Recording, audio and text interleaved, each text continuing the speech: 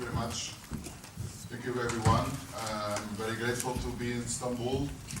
I'm very grateful for the organization that invited me to be here to talk about something I would like to continue what is being said before. First, prison problems are society problems, not prisoners or technical or justice problems only. First. Second, prisons doesn't solve the problem it's supposed to solve, which is preventing crime. It's a very good start, a very good support for my talk, because what I'm thinking when I'm talking to you is that in Portugal, 10 years ago, when Alternative to Prison comes to the prison reform, we have been said that it is true that in many countries where alternatives to imprisonment were at stake, what happened was that prison continue growing in number of prisons and population, and then alternatives to imprisonment takes more people inside the system. I've been told from officials that since in Portugal we knew that experience was going on, we will be able to avoid the same kind of problems. Today, I can say, and anybody can say I'm lying, that Portugal is another case of growing prison population and growing people with alternatives to imprisonment. So what happens was that alternatives to prison takes a part of prison reform, not an alternatives to prison. They don't prevent crime also, and so we need to think otherwise. We need to think a real alternatives to imprisonment. That's why I'm thinking about alternatives to retaliation. As my colleague talked about, prisons and penal system is about retaliating against someone about crime. The question is, how and why do we need retaliation? For what? What for? To address this question, we have a big intellectual problem, not only a practical and institutional problem. Most of the time, we look to imprisonment as something about prisons. And we look to alternatives to imprisonment as a subsystem, a part of the penal reform. That's an error, I would say. We need to make it otherwise. We need to use thinking about imprisonment to think about society, the society we have, the society we want to be, and then take all society to solve a problem which is very difficult, which is how to avoid retaliation, like a common feeling, like something we want to deliver for our own security feelings instead of otherwise.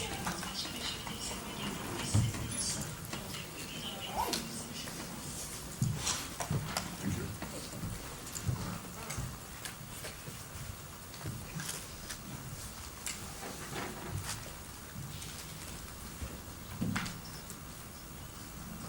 So these are the problems. Imprisonment, alternatives to imprisonment become prison system issue. No solution for crime preventions, even with alternative of imprisonment. And my broader problem, that's my problem, and I am thinking on them when I will talk to you. First, there is no alternative kind of discourse, and no society discourse. which means that we don't need anyone else to survive and to organize our own life. I don't mean prisoners, I mean common people. Which means also that we need not to be empathic to anyone. And so, people in prison less than other ones. It is very important because this kind of trend, we call it neoliberal trend, is been there for several decades. And today what we see on the European political arena is the coming back of fascist kind of thinking, which is very impressive to me because I lived when I was young under the fascist regime, and we thought never back again to this kind of system. And the other problem, which is, I mentioned you already, that's an intellectual problem, which is thinking about prisons as if is what isolated or specialized, ghettoized as a thinking.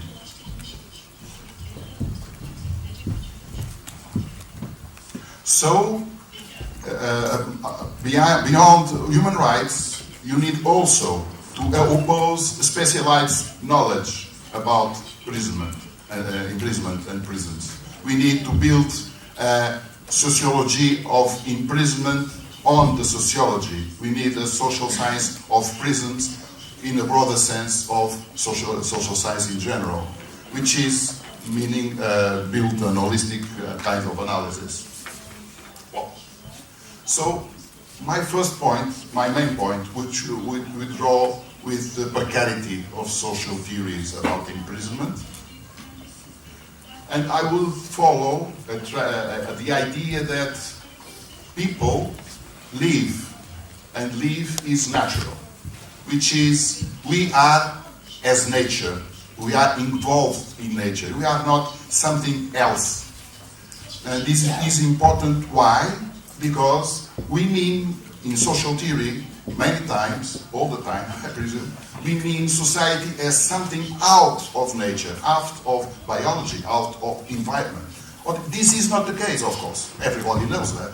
But everybody seems to understand the social problems as a different kind of natural problems. Social sciences, natural sciences. And so, thinking about these, I will say that we need to restart, to make it like the computer, to restart and to try thinking again in a different way, instead of making specialization, trying to make it a different kind of reasoning. I hope I can show you how can we do that.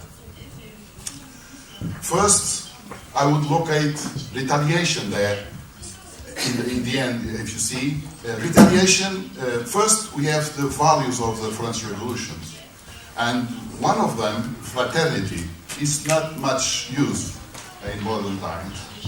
Anyway, order is also about retaliation, as we know.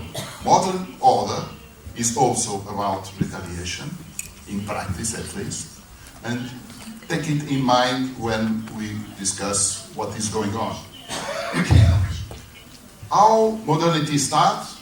Modernity starts with big business around the Atlantic Ocean. First Europe, starting with Portugal. First Europe found in Africa people to go to the Americas to work there, and then to take raw materials to Europe again and send some manufacturing products to Africa and then again. With the time, United States of America turned to become stronger than Europe about this kind of trend. And still, the most important human traffic is, of course, slaves. That is show how modern society was about. The sugar society, the society of when sugar was the main raw material to deliver in Europe or in the States, and is kind of a penitentiary democracy, because democracy was built on slavery, wasn't it? Thinking like that, Michael Kuhn is a German author who says that the idea of being free and equal in modern societies is something very strange, because it is a kind of arguing, a kind of values which is made against other people, namely slaves. Not only slaves, but also colonized people. Not only colonized people, but also against prisoners. Another way to say the same thing is like an Indian author says that it's really stupid that white guys think we are humans self-sufficient. We don't need the nature to feed, to shelter. And what means that not only we think in our freedom and equality, independent of the non-freedom and not equality of the slaves and other people as prisoners, we think also as human we are above environment, we are above the nature, we are above the earth, which is really stupid. But it is like that, we think. This is the representation of organization we have in mind.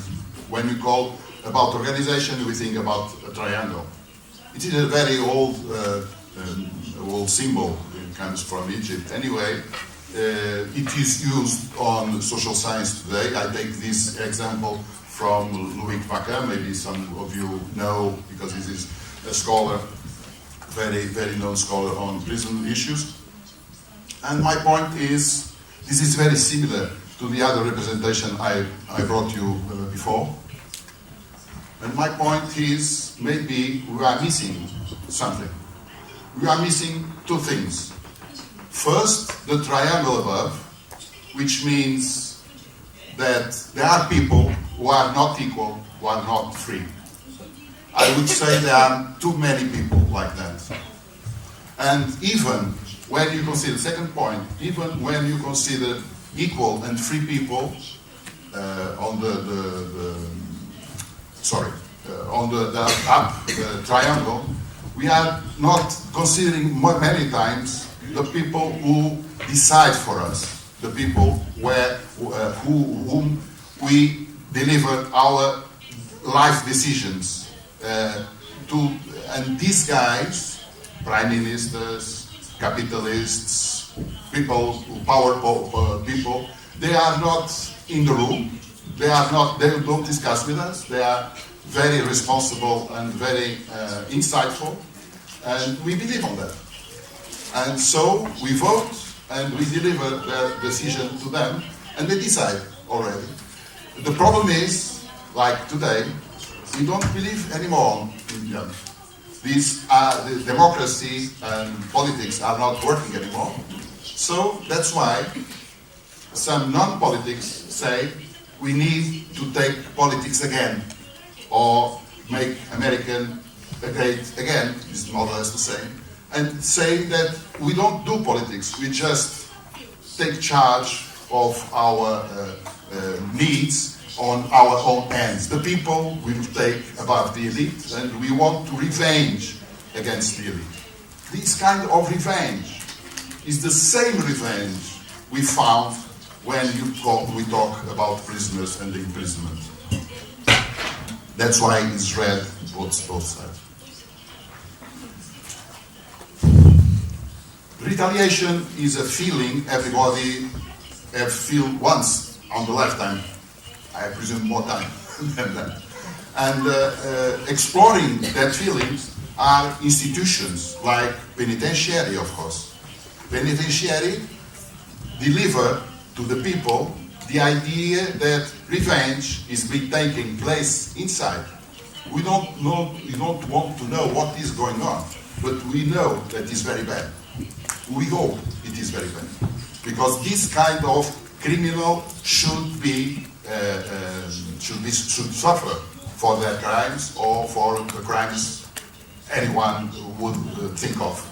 So criminal justice don't work very well. But at the same time, it shows that most of the crimes we know exist are not punished because just the judicial system is not their purpose is not to do that, because if they do that, many more people were in jail. So they avoid mostly to be aware of the crimes of people upstairs in the ladder, the social ladder, and they many times are very tough with the people down the social ladder. So what we know about the last decades was that after the Second World War, we have a time when we should be tough with us because Europe was under reconstruction. The United States need to deliver their own economy to the world.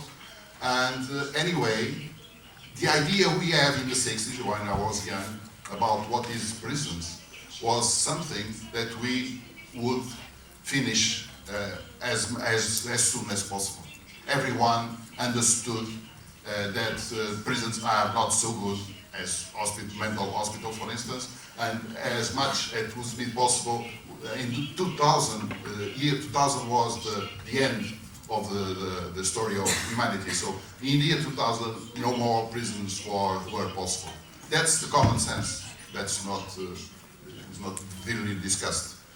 What happens after the 80s is a punitive turn, a political punitive turn, and like David Garland, for instance, maybe you know about him, he presents the punitive turn on professional grounds. People working on imprisonment understood that they need to be more tough on crime because people are asking for that.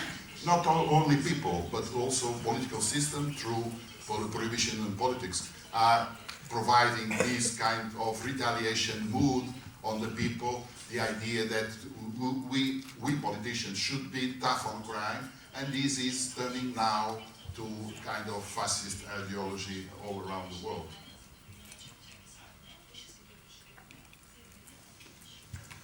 And social theory presents our society in blue, like a kind of good thing, except for those who are bad on the top and at the bottom. If you escape these two kind of politicians out, we'd have a very good society. And that's a bad idea because, you know, we live on the earth, we live all together, and what we need is to have an alternative to retaliation. We need to see the red triangles in another way, if it is possible. And what is going on is the reverse, I'm telling you now, from the 80s now for neoliberal kind of ideology, is about retaliation. Retaliation against anyone, against people who should be responsibilized individually for their own lives. And if you are not, if you don't have a job, that's your problem because you didn't study enough, or you didn't find a good way to serve society. And this kind of thinking, this kind of revengeful thinking is the problem. I need to go fast a bit. So alternatives to retaliation should also be an alternative to look to society as this. We need a kind of different social theory that integrates people and on the participation of society, which means that even the blue guys should be aware how to decide for their own lives together, not alone, together, with the people who are down on the scale of the society. Those who commit crimes, don't confusing them with criminals, because criminal is someone who has that don't do anything else than crimes. These guys don't exist. crimes exist and they should be avoided, they should be prevented, not with today's system that doesn't work, as everybody knows, but with another kind of system which is depending on a new way of understanding what is society about.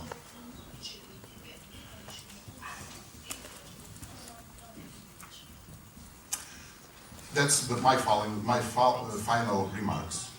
State deliver easy and legitimate retaliation.